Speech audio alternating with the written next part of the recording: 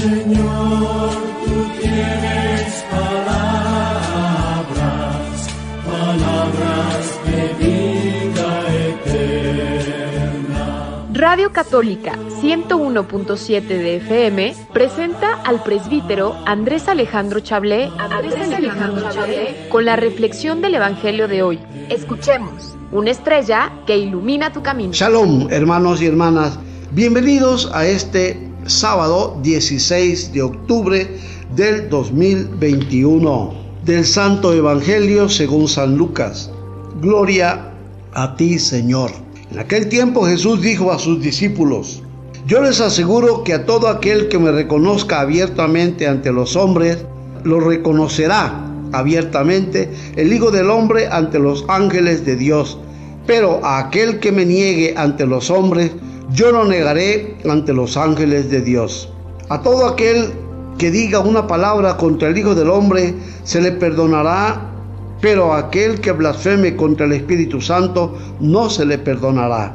Cuando los lleven a las sinagogas y ante los jueces y autoridades, no se preocupen de cómo se van a defender o qué van a decir, porque el Espíritu Santo les enseñará en aquel momento lo que convenga decir. Palabra del Señor. Gloria a ti, Señor Jesús. Hermanos y hermanas, el capítulo 12 de San Lucas, versículos del 8 al 12. Es como continuación de la lectura de ayer. El cristianismo enclavado ya dentro de la experiencia extranjera en el corazón del mundo de los paganos. El tema que hoy dirige Jesús a los cristianos, a los discípulos, nos dice el Evangelio que Jesús dijo a sus discípulos: yo les aseguro que a todo aquel que me reconozca abiertamente ante los hombres, y esto lo dice Jesús no porque quiera tener cobertura como un artista, su fama que se extienda, no, es más bien la experiencia cristiana primitiva de proclamar la presencia viva de Jesús en medio del mundo, en medio de la humanidad. El que proclame así a Jesús con su vida, con su testimonio, con su palabra, con su manera de vivir, esta vida se prolongará después. No es que Jesús vaya a tomar venganza, yo lo negaré después ante los ángeles. No, quiere decir que el testimonio que los cristianos podamos dar aquí en la historia, en nuestra vida, tendrá una prolongación de trascendencia. Irá más allá de la experiencia humana simplemente. A todo aquel que diga una palabra contra el Hijo del Hombre se le perdonará, pero aquel que blasfeme contra el Espíritu Santo no se le perdonará. ¿A qué se refiere esta sentencia de Jesús?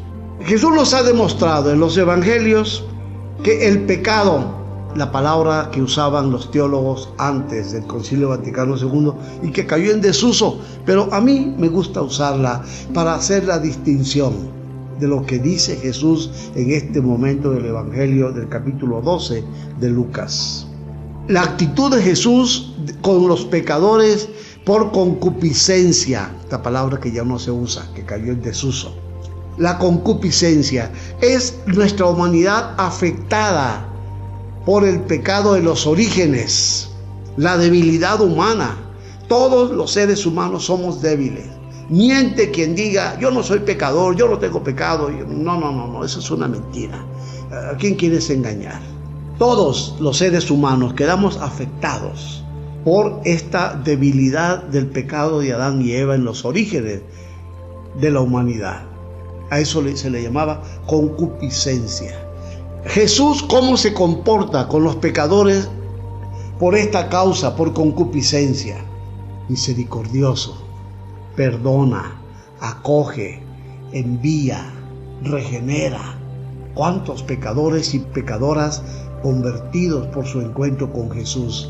Leví, cobrador de impuestos; Zaqueo, se había enriquecido a base de extorsión y robo, se arrepiente, comparte su fortuna con los que no tienen nada; María Magdalena, de la que habían salido 7 demonios; María la de Betania, que practicaba la prostitución; y muchos pecadores que recibieron regeneración a través del perdón y la misericordia.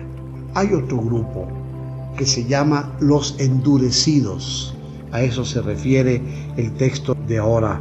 A todo aquel que diga una palabra contra el Hijo del Hombre se le perdonará, pero aquel que blasfeme contra el Espíritu Santo no se le perdonará. ¿Por qué la blasfemia contra el Espíritu Santo? No es una expresión verbal. La blasfemia contra el Espíritu Santo es haber endurecido el corazón. El Espíritu de Dios no puede transformar el corazón de las personas que han endurecido y que han roto definitivamente con Dios, con la vida y con el prójimo. Ahí no puede nada hacer Dios. Es como una lamentación de Jesús. No se le podrá perdonar, porque para obtener el perdón y la misericordia de Dios, la persona tiene que reconocer la necesidad del perdón, que es vida desde Dios, y acogerse a la misericordia. El endurecido de corazón no va a reconocer, es insensible ante la misericordia y el perdón.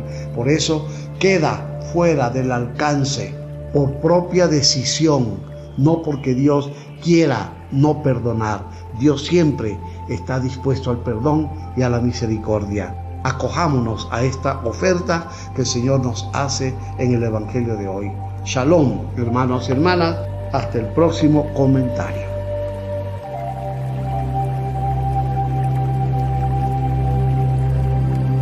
Señor, tú tienes